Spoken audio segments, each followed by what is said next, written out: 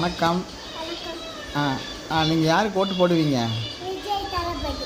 விஜய் தளபதிக்கு தான் போடுவீங்களா? ஏன் ஸ்டாலினுக்கு போட மாட்டீங்களா? எடப்பாடிக்கு போட மாட்டீங்களா? வேறு யாருக்கு போடுவீங்க? தளபதி தான் போடுவீங்களா? Okay okay okay. நான் தன்னந்தனியாளு நீயால நம்ம பாரு கொஞ்சம்